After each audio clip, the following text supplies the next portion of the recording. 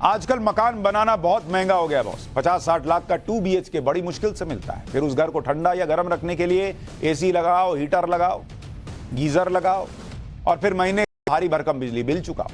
लेकिन आज ऐसे घर के बारे में बताऊंगा जिसमें एसी और हीटर की जरूरत ही नहीं पड़ती। ये मिट्टी से तैयार घर है। यस बॉस, मिट्टी से तैयार घर जो सालों साल चलते हैं। अब तक आपने यही सुना होगा कि मिट्टी के मकान बहुत कच्चे होते हैं और इनमें सिर्फ गरीब लोग रहते हैं। इसके अलावा मिट्टी के मकान मौसम की मार नहीं झेल पाते और ये बारिश तूफान के मौसम में तिनके की तरह बिखर जाते हैं। हालांकि ग्रामीण इलाकों में आज भी दुनिया की बहुत बड़ी आबादी इन्हीं मिट्टी के मकानों में रहती है। लेकिन आज मैं आपको जिस मिट्टी के मकान के बारे में बता रहा हूं वो पिछले 27 साल से पूरी मजबूती के साथ खड़ा है। इन 27 सालों में बारिश, आंधी, तूफान, किसी भी मौसम का इस मकान पर कोई असर ही नहीं हुआ। यह फरीदाबाद के नजदीक एक जंगल में तैयार किया गया मड हाउस है जो वन भोज और कच्ची कोठी के नाम से प्रसिद्ध है। लेकिन इसमें कच्चा कुछ भी नहीं है। इस मिट्टी के बने इस मजबूत मकान को देखने के लिए दुनिया भर से लोग आते हैं। इस मकान की मजबूती के अलावा दूसरी खासियतें भी हैं, जैसे इसमें गर्मी और सर्दी का एहसास नहीं होता। 40-45 डिग्री वाली भीषण गर्मी हो या 1-2 डिग्री वाली कड़ाके की ठंड, गर्मी में एसी की जरूरत नहीं, ठंड में हीटर की जरूरत नहीं पड़ती। मिट्टी से बने होने के कारण इसमें तापमान मेंटेन रहता है और बाहर के मौसम का असर घर के अंदर बहुत कम हो जाता है। यानी ये मकान मजबूती के साथ साथ मौसम की मार से भी बचाता है।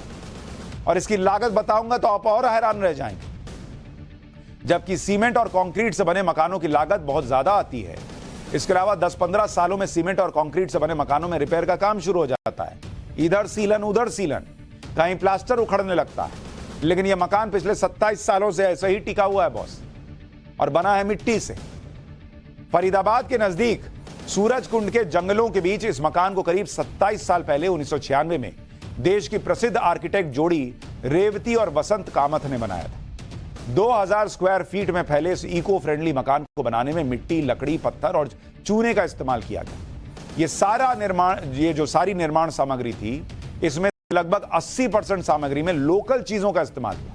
इसमें बदरपुर रेत, स्थानीय पत्थर जैसी सामग्री आसपास से ली गई। इस मकान की दीवार में बड़ी बड़ी मिट्टी की ईंटें लगाई गई हैं। ये ईंटें आम ईंटों की तरह नहीं हैं जो आग में पकाकर तैयार होती हैं।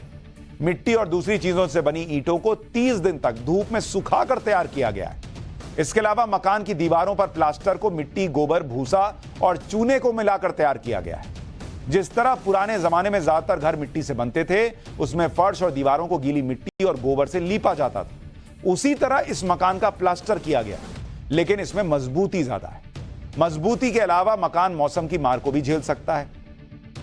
मिट्टी और सस्टेनेबल मटेरियल्स के कारण इसमें गर्मियों में पंखे, एसी और सर्दी में हीटर की जरूरत ही नहीं पड़ती। इस घर में गर्मियों में बाहर के तापमान से 10-12 डिग्री सेल्सियस तापमान कम रहता है। मतलब अगर बाहर आपको लगेगा कि 45 डिग्री है और इस मिट्टी के घर में घुसिएगा तो आपको लगेगा कि 30-32 डिग्री टेम्परेचर है। इस मकान को बनाने में मात्र 350 रुपए पर स्क्वायर फीट का खर्च आया है। अभी आप नोएडा में घर खरीदने चले जाइए, 12,000 रुपए स्क्वायर फीट में लोग घर बेच रहे हैं और इसका खर्च है 350 रुपए पर स्क्वायर फीट। जबकि इस जमाने में सीमेंट का घर बनाने में करीब 800 रुपए पर स्क्वायर फीट का खर्चा आता था। आज ये खर्च 1500-2000 रुपए और उसके बाद बेचते हैं तब तो और बढ़ जाता है। ज्यादा गर्मी होने पर इस घर की छत पर हरी घास की परत बिछा दी जाती है जो घर को ठंडा रखती है।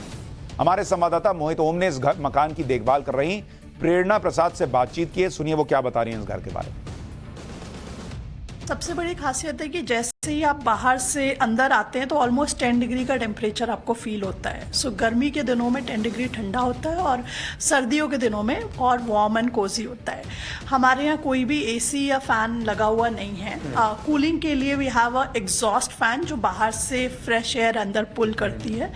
और विंटर्स में वार्मथ के लिए we have a indoor fire place. So ये सबसे बड़ी यूएसपी है कि दिल्ली जैसे शहर में जो कि एसी के बिना आप रह नहीं सकते गर्मियों में, वहाँ पर ऐसी जगह एग्जिस्ट करती है जहाँ आपको एसी की ज़रूरत ही नहीं पड़ती है।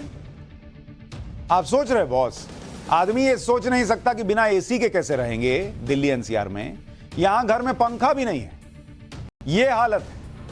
इसलिए कहता हूं कि कभी कभी अपनी मिट्टी से जुड़ना सीखिए। हमारे पास बहुत कुछ है लेकिन वो लोग जो है ना